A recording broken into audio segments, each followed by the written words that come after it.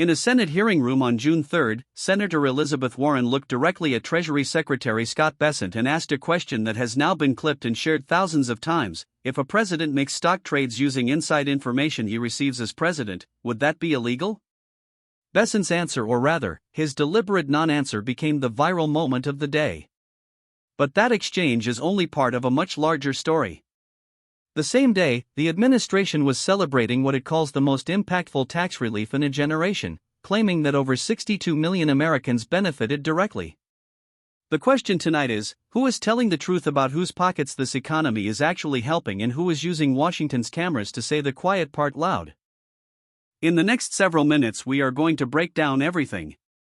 We will cover the Warren-Bessent exchange and why it matters legally and politically, what the working families' tax cuts actually say and who Treasury claims benefited most, the competing narratives from Speaker Johnson, Senator Grassley, and Democratic opponents, a separate moment from Reuters about Bessent threatening a Trump cabinet nominee, and what all of this signals about the state of the U.S. economy and who Washington is really fighting for.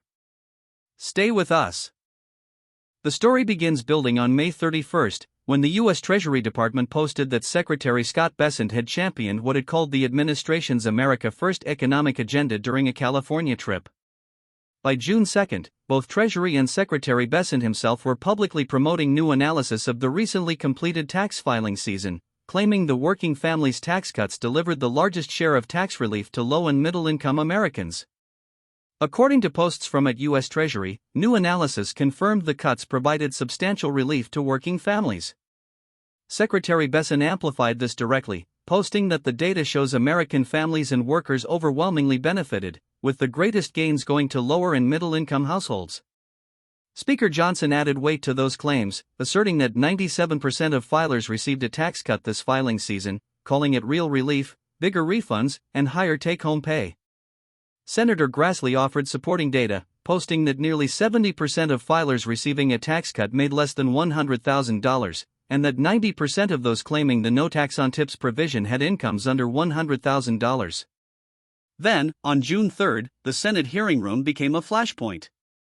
Senator Warren posted video of a direct confrontation with Bessent, in which she pressed him on whether presidential stock trades made using inside information would be illegal. According to the video posted by and Warren, Bessent responded that he is not a lawyer and declined to address the question. Warren added in a separate post that Bessent refused to acknowledge the conflict of interest of a president trading stocks while making decisions that affect those same stocks. Reuters reported separately on the same day that at a Senate hearing, Bessent disclosed he had told Bill Pulte, Trump's nominee for Director of National Intelligence, that he would warning, strong language physically threaten him, during the summer of 2025. That disclosure added an unexpected personal drama. The first question many viewers are asking is, are the tax cut claims credible, and do they tell the full picture? The short answer is that the headline numbers 62 million returns, 11% average refund increase, 97% of filers receiving a cut are administration figures and have not been independently audited in this dataset. Senator Warren and other Democratic voices are not disputing the refund numbers directly, rather, they are arguing that the framing obscures the structural advantages delivered to wealthy households through other provisions, and that rising costs in groceries, gas, and healthcare offset the tax relief for many lower-income families. Warren posted pointedly that gas prices are up, food prices are up, and healthcare costs are up, framing the tax cuts as insufficient against broader cost-of-living pressures. A second pressing question is, does the Warren-Bessent insider trading exchange carry legal weight? On that front, most legal analysts would note that a refusal to answer a hypothetical does not constitute an admission. However, the political significance of the exchange is real. It generates exactly the kind of clip that spreads on social media and reinforces a conflict of interest narrative around the administration's financial dealings. The Separate Trump Accounts initiative, described by U.S. Treasury as ensuring that every American child is born a shareholder, with nearly 6 million accounts open and 1.4 million eligible for a $1,000 seed contribution, represents a genuinely novel policy proposal with potentially broad appeal across income levels. Some analysts believe the program's long-term political power may exceed its short-term economic impact. Whether it represents a profound reimagining of wealth building or a messaging exercise ahead of midterms remains an open question.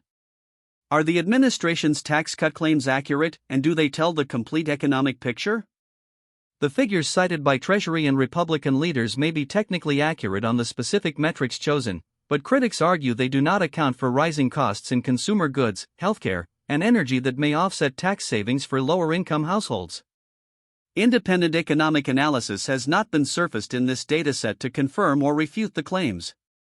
Does the Warren Bessent insider trading exchange carry any real legal consequence for the administration? A refusal to answer a hypothetical question in a Senate hearing does not constitute legal admission, and Bessent's response may have been legally prudent. However, the political damage of the clip is real and self-inflicted, reinforcing existing narratives about conflict of interest in the administration's financial dealings, narratives that may become more potent as midterm campaigns intensify. In the United States, the debate over the working family's tax cuts lands differently depending on zip code. For lower and middle-income families in rural states like Iowa, Arkansas, and Indiana, the no tax on tips and no tax on overtime provisions have delivered measurable take-home pay increases for service workers and hourly employees, a genuine, tangible benefit that Republicans are leveraging heavily in their midterm messaging. For urban and coastal households facing rising rents, elevated grocery bills, and persistent healthcare costs, the tax cuts may feel less impactful in day-to-day budgeting, which is precisely the critique that Senator Warren and Senate Democrats are pressing. Across the financial and investment community, Wall Street and institutional investors are watching the insider trading allegations with particular attention.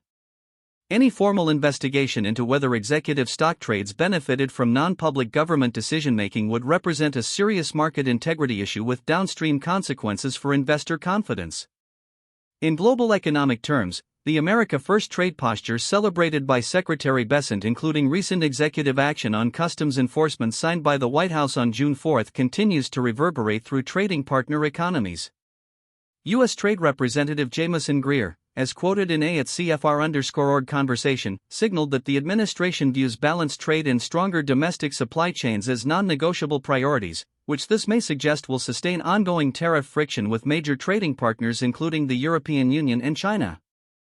For younger Americans and families with newborns, the Trump Accounts initiative, despite its political framing, represents a structural shift in how government-sponsored wealth-building programs could operate. The program's actual long-term performance will depend entirely on equity market returns over the next 18 to 25 years. To give the administration and Republicans their full due, the strongest version of their argument is genuinely compelling. The data they cite is real. Average refunds did increase, tens of millions of returns did claim new tax benefits, and the no tax on tips provision did disproportionately benefit lower-income workers who have historically been taxed on every dollar they earn. Speaker Johnson made the case directly and with conviction, arguing that Democrats who voted against these cuts have forfeited the right to claim they care about affordability. Senator Grassley made the numerical case plainly, noting that working and middle-income families received the most relief proportionally. As for the Warren-Bessent exchange, Bessent's supporters argue that refusing to answer a hypothetical legal question from a politically motivated senator is not an admission of guilt. It is prudent and appropriate. The administration's position, as articulated across multiple Treasury posts, is that pro-growth policy combining trade, tax cuts, and deregulation is producing measurable results that will compound over time. Here is the kicker. Treasury Secretary Bessent, one of the most financially sophisticated people in Washington, told a Senate hearing that he couldn't say whether a president trading stocks on inside government information would be illegal. He is almost certainly not wrong that he is not a lawyer. But as Senator Warren said directly, you do not have to be a lawyer to answer that question. Here is the question for the comments. Did the working family's tax cuts actually help you personally this filing season, or did rising prices wipe out the gain? Real answers only. We read every single one.